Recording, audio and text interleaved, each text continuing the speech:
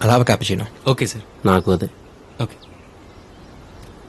One cold coffee with whipped cream, ice blended, not crushed. Okay ma'am. వెళ్ళేంత వరకు daddy మమ్మీలు ఇద్దరు నీ గురించే మాట్లాడుకున్నారు. తెలుసా ఆ రోజు వాడికి మంచి ఫ్యూచర్ ఉంది, నాకు తెలుసు వాడు పర్ఫెక్ట్ అని. అలా ట్రాన్స్లోకి వెళ్ళిపోయారు. They are so happy for you అసు.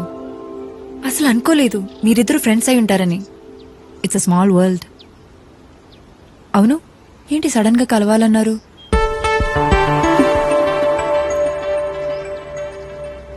ఓ వారం, నెల ఆ తర్వాతనే చెప్పాలనుకుందే మహా. కానీ ఇప్పటికిప్పుడు ఇలా చెప్పాల్సి వస్తా అనుకోలేదు.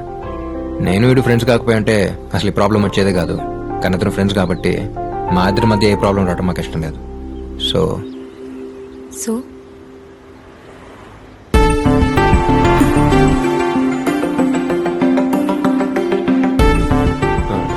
ఏంట్రా ఇప్పుడు నేను పక్కన రే మహా, ఎప్పుడైతే వీడు నేను మీ అన్నయ్య పెళ్ళి చూశాడో అప్పుడే ఫ్లాట్. నీకోసం గుండెలో గుడి, చర్చు, మసీదు అన్నీ కట్టేశాడు. మామూలుగా ఈడు ఒక అమ్మాయి గురించి మాట్లాడటం ఇప్పుడు వినలేదు. అలాంటిది ఎంత ఫీల్ అయి మాట్లాడింది ఫస్ట్ టైం నీ గురించి. బయటికి చెప్పట్లేదు కానీ he loves you lot.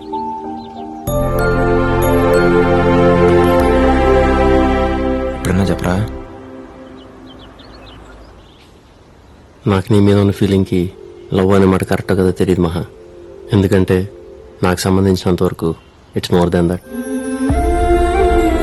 Love అంటే కొద్ది రోజులు కలిసి ట్రావెల్ అయ్యి ఒకళ్ళనొకళ్ళు అర్థం చేసుకుని కలిసి బతికితే బాగుంటుందా లేదా అని ఆలోచించి తీసుకునే ఒక డెసిషన్. నిన్ను చూసిన నెక్స్ట్ మినిట్ డిసైడ్ అయిపోయిన మహా, ఇక ఆలోచించక్కర్లేదని. ఇంట్లో వాళ్ళు ఎవరిని చెప్తే వాళ్ళనే చేసుకుందాం అనుకుని నేను పెళ్ళంటూ చేసుకుంటే మహానే చేసుకుంటాను ఇంట్లో ధైర్యంగా చెప్పేంతగా నచ్చేసాను. బట్ నీ ఇష్టం ఏంటో తెలియకుండా నా ఇష్టం నువ్వని చెప్పడం నీ ఫీలింగ్స్కి రెస్పెక్ట్ అన్నట్టే. అందుకే అయిపోయాను మహా. నువ్వు కాదంటే ఏమవుతానో తెలియదు కానీ అవునంటే మాత్రం నాకంటే హ్యాపీగా ఇంకెవరు ఉండలేరు మా. వాటమ్మా వాసు, వాట్ చూసమ్మా? ఏదో ఫ్లోలో నీ గురించి అలా ఫీల్ అయ్యాను కానీ వీళ్ళు ఎంత ఫీలింగ్ ఉందని నిజంగా నేను అనుకోలేదు మహా.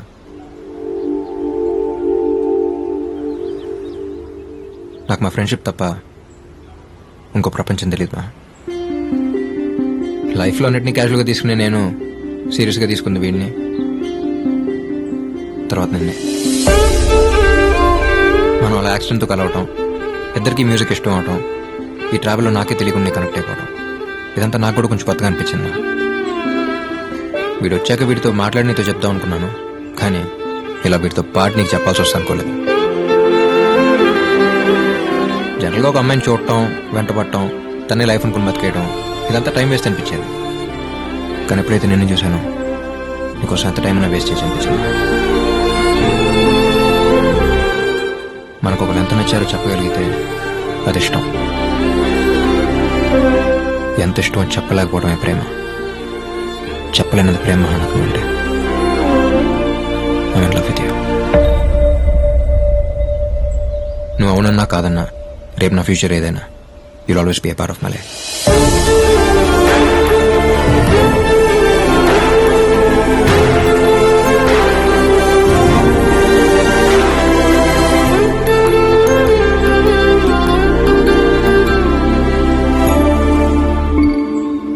మహా, మేము చెప్పాం కదా నువ్వు వెంటనే ఏం చెప్పక్కర్లేదు.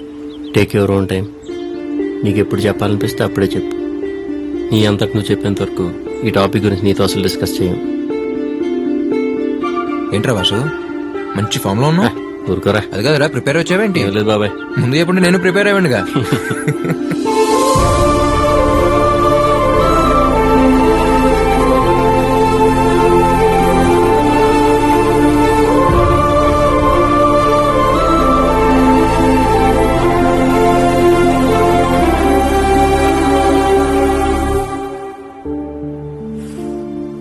అయినా ఇద్దరు ఒకేసారి ప్రపోజ్ చేయడం ఏంటి? సడన్ గా వచ్చి చెప్పేసరికి ఏం అర్థం కాలేదు. తర్వాత ఆలోచించాను, తప్పే ఉంది. దీన్ని ఇష్యూగా ఫీల్ అయ్యి పొసెసివ్ గాను ఈగో కింద తీసేసుకుని వాళ్ళు గొడవ పడకుండా జెన్యున్ గా అనిపించింది చెప్పారు. వాళ్ళు ఫ్రెండ్షిప్ కి ఎంత రెస్పెక్ట్ ఇస్తున్నారో నా మీద ఉన్న లవ్ కి కూడా అంతే రెస్పెక్ట్ ఇవ్వడం నాకు చాలా నచ్చింది. ప్రేమించే వాళ్ళు చాలా మంది ఉంటారు ఉషా, కానీ అర్థం చేసుకున్న వాళ్ళు దొరకడం చాలా కష్టం. ఆ విషయంలో వాళ్ళిద్దరూ ది బెస్ట్. ఇంతకీ నువ్వెవరిని లవ్ చేస్తున్నావు?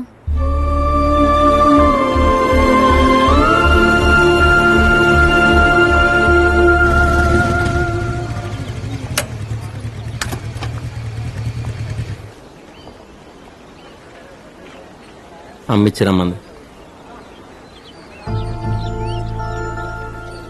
ఏమైంది మహా?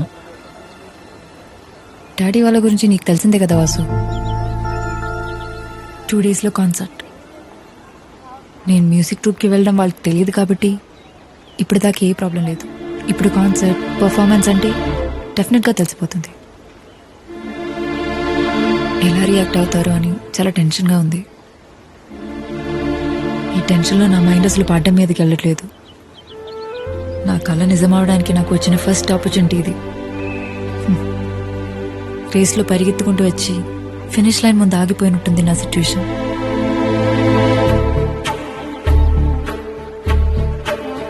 ఒక నిమిషం.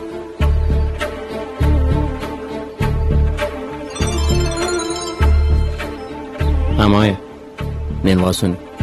వాసు,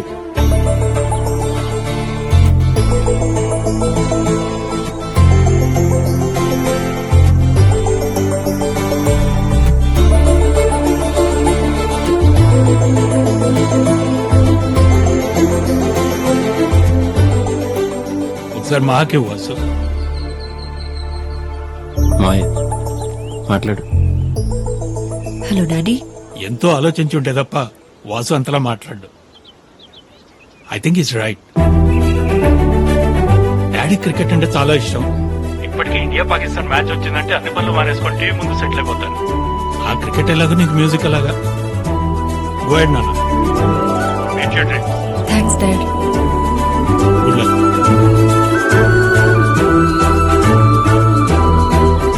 ఇంకెప్పుడు ఎలాంటి సిచ్యువేషన్లోనూ ఎక్కడ నువ్వు అయిపోకూడదు. All the best. కాన్సర్ట్లో కలుద్దాం. బాయ్.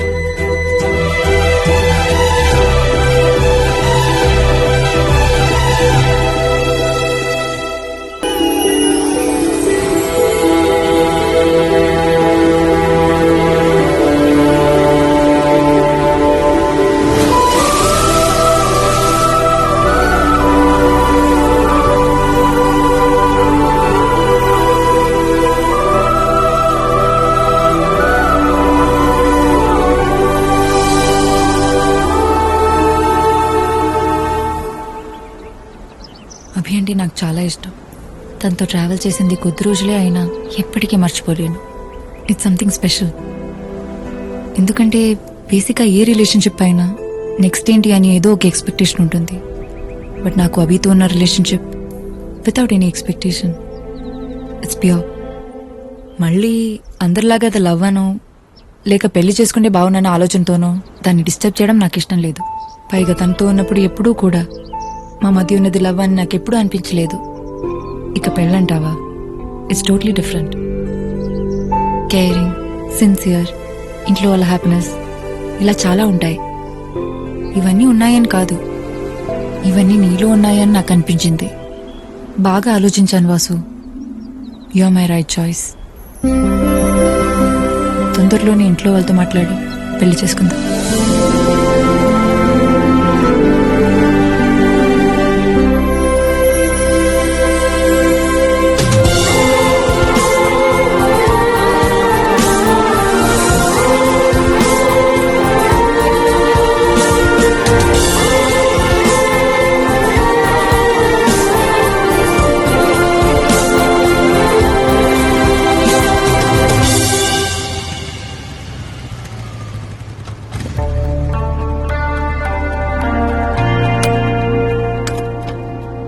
ఏమేంద్రా? ఏంట్రా? మహా ఓకే ఉంది. అసలు ఎక్స్పెక్ట్ చేయలేదు. తొందరలో ఇంట్లో వాళ్ళతో మాట్లాడి పెళ్లి చేసుకుందాం ఉంది. చాలా హ్యాపీరా. మీరు ఫేస్ చూడరా వెళ్ళిపోతుందో.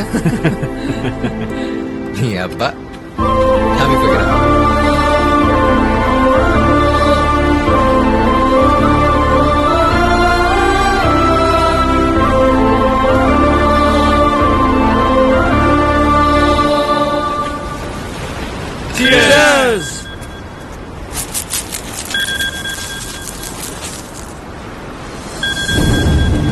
బాబాయ్ సారీరా మనం మళ్ళీ కూర్చుందాం. రే వాసు రేయ్ ఆహా, రే వాసు 10 నిమిషాలు అక్కడ ఉంటా. ఏంట్రా